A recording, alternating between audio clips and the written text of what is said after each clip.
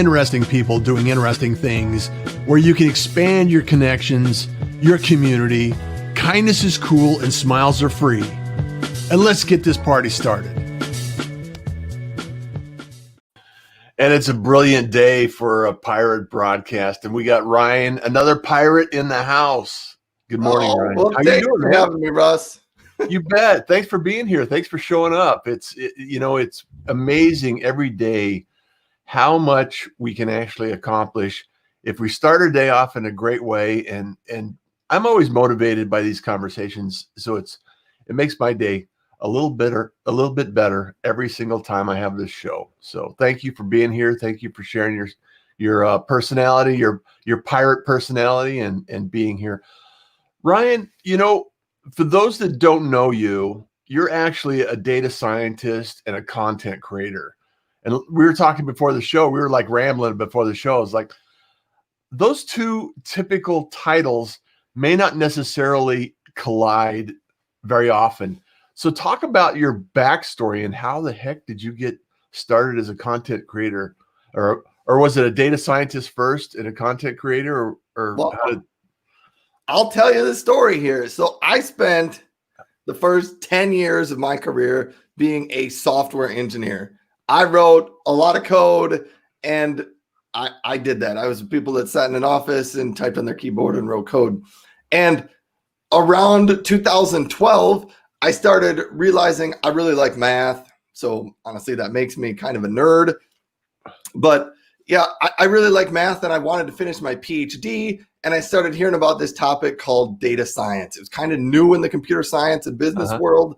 And I decided to transition my career from software engineer to data scientist.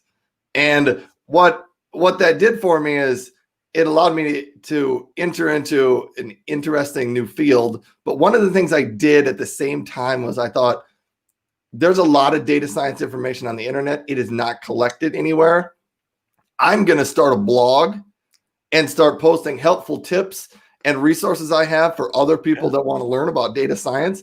And so I started that in 2012. And my claim to fame is I created the first data science specific blog on the internet. and so that's how I ended up getting myself into content creation and getting myself into data science. I also finished my PhD along the way. So you can call me doctor if you want to. But yeah, that's how I ended up tying content creation and data science and software engineering all together. I think you need to take on that motif. Dr. Ryan, what's the data? Dr. Ryan. Yeah, I don't know. Great. I mean, it sounds great, doesn't it? I just don't use the title very much. And maybe I should more. I always joke that I like to use it when I go to a hotel because then people think I'm a doctor. Yeah. And I one time went to a high school track meet and somebody got hurt and they said, "Is there a doctor in at the stadium?" And I really wanted to say, I would say, yeah. But then I really wasn't the right kind of doctor. Not the right kind of doctor, but I'm a doctor. So it's so funny. The point that we were really kind of expressing before the show started, though, is the idea that everyone and anyone has an opportunity to create content. And even if you're working for an organization, and this is something I've been teaching for years, especially if you're working in an organization and you want to be known for a certain skill set, you should probably start creating content because that's going to set you aside. That's going to set you above and beyond everyone else that has that title and position in the organization. And if anything changes or you want to have a conversation with somebody about some other future endeavor or activity, you have something to talk about. It opens up the doors. It starts conversations just like you and I right now.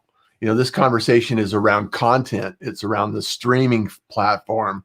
It's around media. And it's really important for people to understand that, you're building your legacy right now by developing and delivering content. So has that been your experience, Ryan? Absolutely. And I mean, one of the things I'm going to try to do more of in 2021 is help other people in technology, other developers and data scientists create content and become content creators. And when we talk about content creation, if you maybe don't know what that means, I'm talking create a blog. How do you become better on social media? How do you create YouTube videos? How do you do live videos? How do you create a podcast? Things like that. All of these are content, and just learning how to create them. And some of the things I've noticed, you don't have to want to be a full entrepreneur to become a content creator. It's not always about getting a different job or finding a new job. Some of the opportunities that I've gotten along the way, I mean, I've been asked to write books. And surprisingly, as of yet, I have not written a book. But my guess is in the next 5 years, I'll probably write a book. And, I've been a couple of years ago, before coronavirus shut us down, I mean, I got invited by a company. They paid for my plane ticket, and they bought a hotel for me, and they put me up in this room and flew me out to their conference and called me one of their influencers, which I thought was kind of neat. So it was fun to do that. And, I've been asked to write online courses for companies. Yeah. I've been paid to write blogs for other places. I've worked with, if you're big in the data space, I mean, I've worked with DataKind, which is one of the biggest companies they're an organization that does data science for nonprofits, and they call themselves Data Science for Good. And they help people work on problems that, bigger regular businesses maybe don't solve, like poverty and things like that. Yeah. Yeah. And the power of data is really an amazing opportunity for a lot of people that maybe, in the STEM research, math, they are interested in those elements. And really, because there's no shortage of data coming out, right? It's like an expanding universe.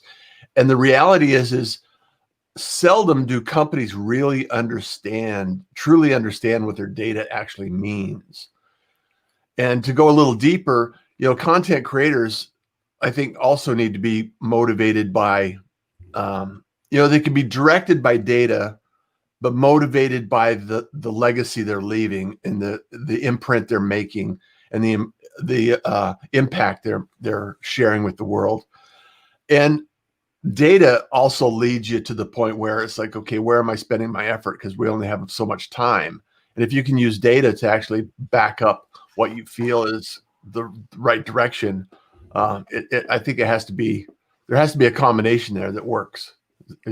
What do you think about that? I mean, absolutely. When you talk about businesses and data, in the last 10 years, it's one of the reasons the data science field has exploded, is our ability as organizations to collect and store vast amounts of data has just increased exponentially in the last few years. And we were talking about this before the show. Businesses don't always have a great understanding of what data they're collecting. So you like to think about this, but think of big organizations all over the globe, going to them and asking some questions that you would expect them to know. How many of your XYZ product did you sell to people who lived in France? Yeah. It kind of seems obvious, but when you go back and you track sales, maybe nobody put the country that they were from. You got salespeople all over and they're selling things, but you're maybe not always tracking the right data. Yeah. Or, if you run an online company, what's your usage based on country? And there are things like this that companies want answers to, don't have the right data. Sometimes they have the data, but they don't have any way to put that data into charts and graphs because they don't have a data team that does that. So maybe they know how many, customers they have in a given country, but nobody at their organization can figure it out because they can't find a report that gives them the answers to that. Yeah. And having been in technology, I got into technology in 92. So started dealing with computers at that point in time, which is a few days. And what I've discovered along the way is a lot of effort is put into what it looks like. How do I collect data? How do I get it into a system? And it's not as much about how do I get it out of the system and how do I report? How do I look at that dashboard that actually gives me information? And this has been really, in the last 10 years, probably really, like you said, more important for business owners as data becomes more available, more unwielding. And it's just like, holy cow, how much can I sift through, and what do I need to look at? What's important? What do I need to focus my attention on? And it's like, absolutely. I always like to talk about this. Companies, someone at a company will always attend a conference or a webinar, and they will see this wonderful magical application that happened with data. And they will just think, you show up, you hire a data scientist, you just let them sit in a chair for 2 weeks, and amazingly magic comes out. Your business is 5 times more profitable, and you save the world and everyone lives happily ever after. yeah, It usually doesn't happen that way. And so a lot of times, like you were talking about, businesses sometimes are now getting to the point where they can collect the data. They're not doing a great job of reporting on the data, but they're trying. And a lot of times I always just tell people, sometimes you just got to start with the simple things. Figure out how many products you sold last month. Yeah. And break those down in which categories are they, and are you selling a lot in the categories that you want to be selling at? Yeah. And do you need to change your programs because another demographic is increasing their purchase of your product, right? Exactly. And these are things before the pandemic. There's a lot of data science that deals with prediction, and you can predict things in the future. And when the pandemic hit, everybody's predictions in the data world, maybe not everybody's, but so many predictions in the data world just no longer made sense, because people didn't go out to restaurants. People didn't go out to stores. People didn't do those things. And things changed, and organizations that did not have ways to track their data and did not have ways to say, wow, the pandemic's been hit us for a month now. How are our sales looking different? How are our products looking? What are people buying now that they didn't buy before? The companies that didn't have that set up were just lost. Yeah. Yeah. And it's amazing. Hey, I want to give a shout out to a few people that we know. Let's do that. Marco, good morning. Hello. How you doing, brother? Hey, Marco. And Zenindo in Brazil. He's in from Brazil. Thank you so much for joining us, man. Let's see. I'm from Brazil. Hyatt Ives in from Texas. Fantastic. And good morning, all. Yeah, listening to Dr. Ryan. Dr. Ryan. Data. Dr. Ryan and data. Happy Friday, Pirates. Wendy's in from Chicago. So this is one of the things I love about live shows is you get to interact with the audience, but I also love the fact that a lot of these people that are watching the show, and because it's your show and some of them show up every week. And when I do my show, similar people show up. So like we both know Marco because we've just through live streaming, we've met him. Yeah. And content creation, that's the beauty of what it is. It's a big, small world, right? Right. So Leslie Martinez, good morning, Pirates. Lauren Scott, the Queen of Green. How are the worms doing, Lori? Wendy is welcome, Ryan. And Sherry Lolly, one of my heroes, eye patches. I got eye patches. We got a program coming up here. Good morning, Ryan and Russ, R&R. I used to have a show when I was in Houston. It's called R&R.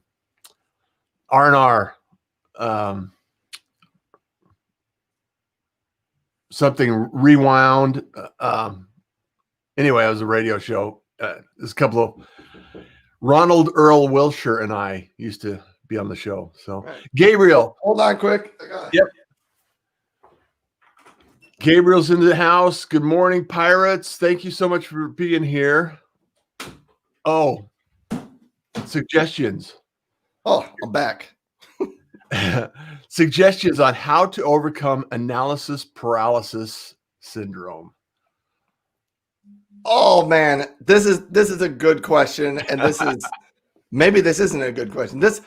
I'm a huge sufferer of the analysis paralysis syndrome, and I'm assuming they're talking about when it comes to content creation and putting yourself out there on the internet. Well, Howard makes an incredibly wonderful product called Oral, that is a mouth product that is CBD, can be CBD based, and it increases your pH, and it's an awesome product. I love it and use it every day. And he's in the sales, he's in the retail space. So understanding and appreciating, okay, how do I spend my energy? How do I spend my time? Who do I contact? Who do I contact next? That's a data question that I think is kind of related to that. So it goes back to content as well. How do I spend my time? Where do I start creating? How do I invest, my attention? I think this is one that helps people. One, you just got to have enough guts to actually put something out there. But I would say look at the types of content that can be created. You can write if you're a blogger. Mm-hmm. You can get your face on video if you want to do video. If you like to go live, which you and I both do, and we like that interaction with the audience, and it's fun. It's not for everybody though. Yeah. To do that. I mean, if you don't like having your face on camera, but you'd like to just have conversations, mm-hmm. do a podcast. But I say, look at those type. And here's one that I would push in the data world: visualization. People that make charts and graphs and do a good job with that.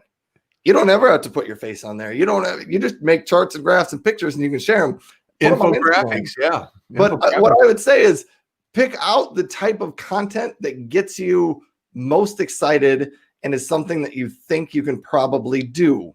Like if you're not a good writer, mm-hmm. don't start a blog. I should maybe change that because I'm really not a great writer and I started a blog. But or you start a blog because you want to get better at writing. Yeah, but I would say pick out that thing that you do and just do that thing. You don't have to do a blog and a podcast and YouTube videos and a live show. You don't. Do the one that you like. And I look at it as words, images, audio, or video. One of those. Pick just one. Yeah. And then what I just say is just do some. Yeah. So whichever one you pick, make a few. Don't expect to hit a home run on your first one. Don't even expect to hit a home run maybe ever. But just keep putting them out there. And if you do it long enough, people will start to notice. People will know what you do, what you talk about. Mm-hmm. And when it becomes time for them to need that or know someone that needs that, you're the name that comes to mind. Yeah. And Sherry Lawley also says, the directions which are most profitable for your expansion. And that could be because you can expand through content. Content creation is, some of the most amazing conversations I've had is as a direct result of the conversations I have online and the content that I create. And it's really about how do you engage and, make sure that that's in place and you're continuing the conversation. Rager says, "Hey, Russ, Dr. Ryan, Wendy, Gabe." He also said, nerds rule. There we go. I always I was a nerd before it was cool to be a nerd. Yeah. And so I'm really one of those people that, I mean, I could walk around with the pocket protector and the calculator all the time and I would feel normal. Wendy says data and creative are usually comfortable on opposite side of the room, almost as if each team has to sacrifice one person to grudgingly go to the other side and find out what the hell is going on. We were talking about that, Wendy, before.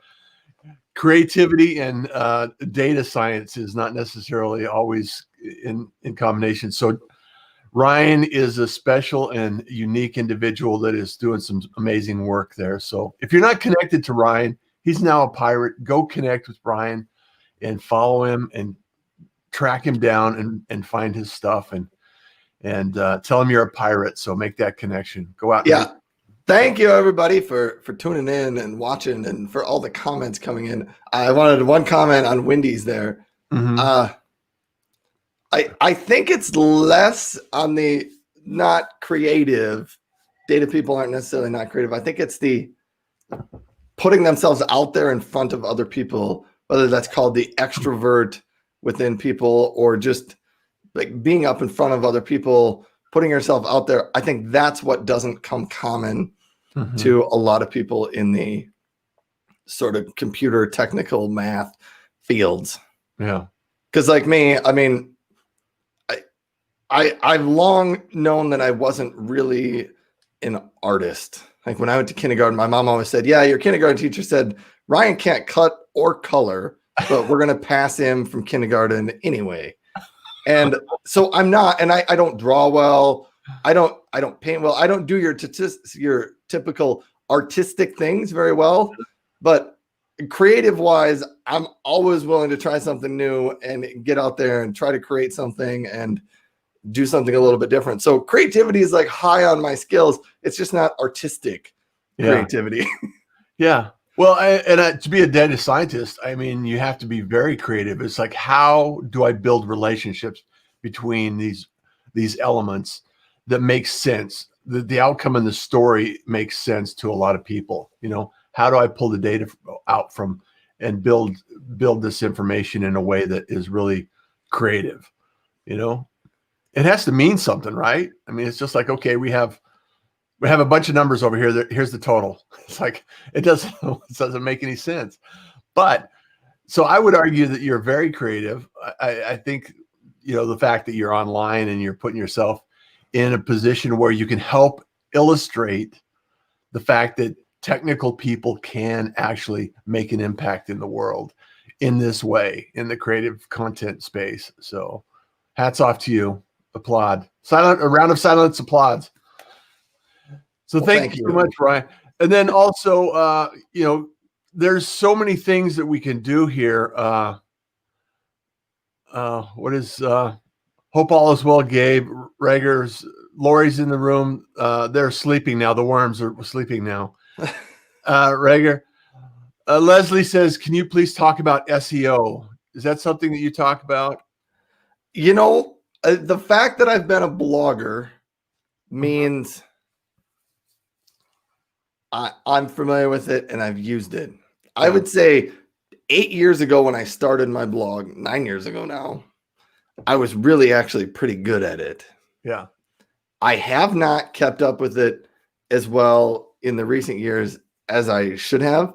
This is what I would say. The one simple rule of SEO is make content people want to link to. And that's the one. So it has to, and that covers all of it. Because that means that's good content. Other people like it enough that they're willing to create a link to it. But I would also say when you write blog posts and put stuff on the internet, I mean, there are all these tricks. Like I get people that reach out to me every day and ask me, hey, will you put a link to my website on your blog? And I usually tell them no. But that helps your SEO. But I always say, make sure your blog posts are helping someone. Because when someone goes to Google or wherever they're going to search and they have a problem, make your blog posts answer that problem. Yeah. So focus when you write your blog on one person, and what's that one problem that person has, write the answer. Put it up on a blog post. Title it with a title that says, I answer this question. How do you fill in the blank? Yeah. Fill in the blank. 2 rules. Always add value. And like Dr. Ryan says, answer the questions that people are asking. And it's like the easiest way to start a podcast. You know, that was probably my highest returning. It actually got me a lot of work when I did it on YouTube, I don't know, 6-7 years ago. It's like the easiest way to start a podcast. And I just did a short video on it. It's like, here, start, and you're done. It's like, go. And it's like, I explained it, and it was great. And it got a lot of hits and everything else that was going on with it. So, you know, one of the things that I want to shift gears a little bit, Ryan, is the idea and the opportunity that people really, in the live streaming world, it's a little bit different than writing a blog. I mean, you're just going live, you're opening it up. And one of the things that, you know, I've written blogs. I've created a lot of blogs. I'm an author.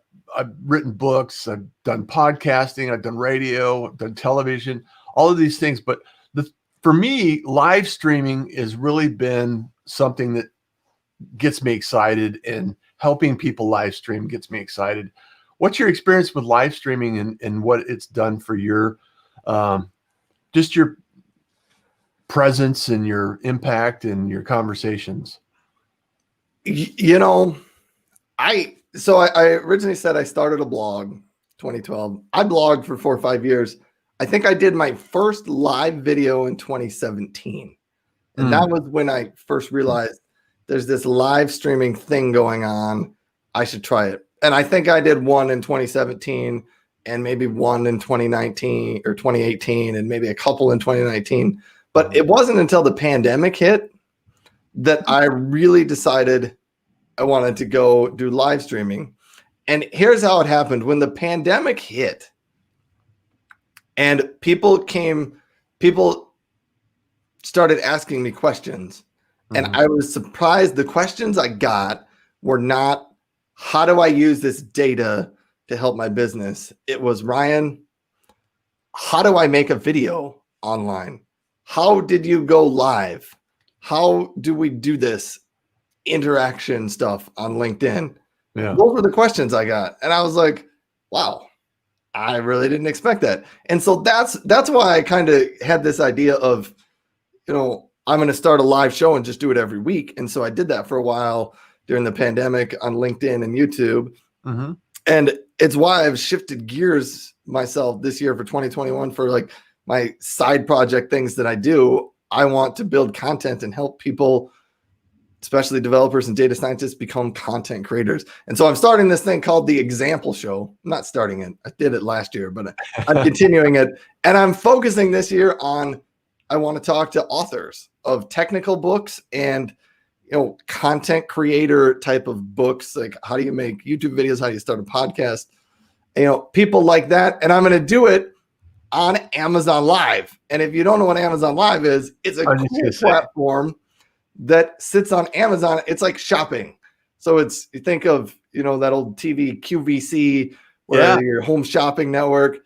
I don't know that I'm quite going to be like that, but I thought I want to talk to book authors, and then we can sell their book on Amazon, and we can talk about interesting concepts. If people buy their book, great.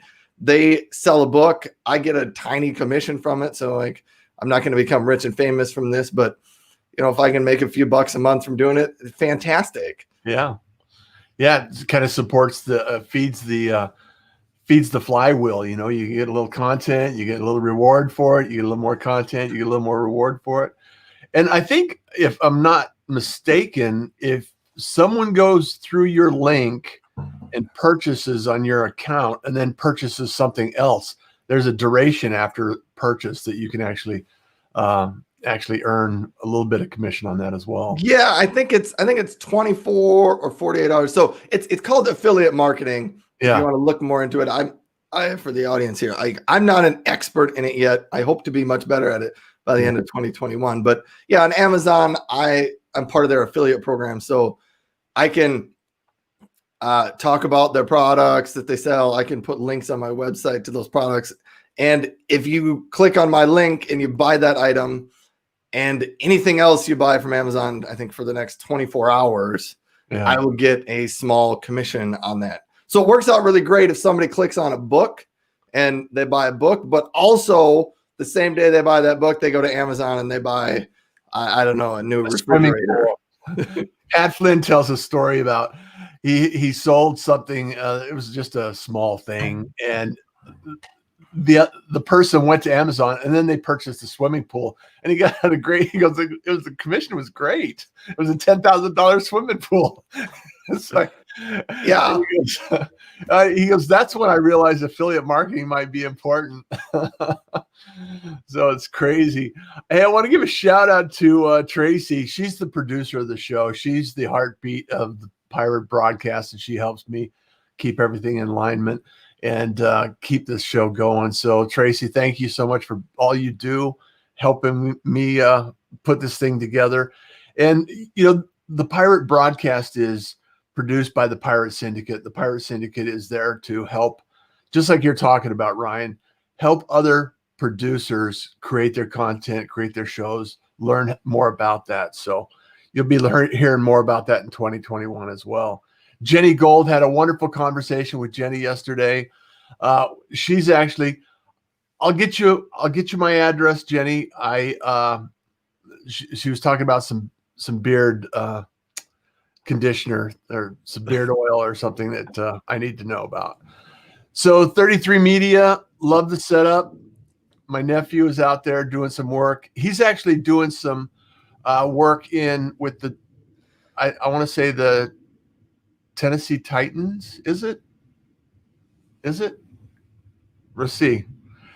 Anyway, this video marketing, content creation, everything else. Hyatt Ives says, let's put you with Sandy Lawrence on author promotion. Oh, Sandy's awesome. She's a producer out of Houston that does a lot with authors. So you could get some leads from there and connections and make some great introductions. Yeah, please connect with me on LinkedIn and send me a message and remind me about that. Yeah, connect with Ryan on LinkedIn. And so you're going to be working on Amazon Live this year. You're going to be creating content around how-to videos. Is that what I hear you correct? Yeah. So it's going to be a combination of how to, like, I don't know if I'm going to do a lot of videos that aren't live videos. I haven't decided that yet, but okay. It's going to be a lot about how do you just start creating those contents. And for developers and data scientists, there's so many good reasons to do it. Just talking about those reasons and talking about how you do it. And one of the neat things I just thought of today is I want to write a blog post on how to be a good guest on a live show. Because I just wanted to tell you, like, I was tweeting about this. I put a blog post up on my blog so that people could watch it. But like, as a guest, I feel like it's super nice of Russ to invite me on his show. But like, I want to help let my audience know that I'm going to be there and I'm going to show up and like, I want to help your show. And so it's fantastic. And I really appreciate it because not everyone understands that element that, hey, this is a show for you. I'm highlighting you. You know, it's like, why wouldn't you want to share that? It's like, come on, share it out. Let people know you're going to be here. It's like, it's a great opportunity to just create some amazing content and share it out. So, yeah. And you know, the beautiful thing about it is Tracy takes this show now and she takes the audio, transcribes it into words, and then it goes to audio on a podcast on Spreaker, and it becomes, you know, it's on iTunes, Spotify, iHeartRadio, you know, Apple, iTunes, all these platforms, and then it becomes a post. So it's a blog post by the end of the day. So it's audio, words, images, audio, and video, all of it. So yeah, and there's a system you can use, and I teach it all the time. So if you're interested in learning more, you know, hang out with data scientists and some pirate nerds.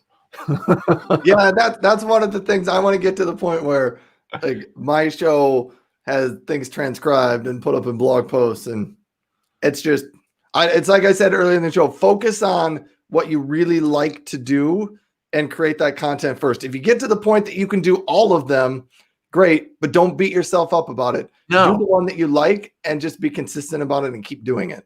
I've been doing it for years, so don't beard, CBD oil. Thank you.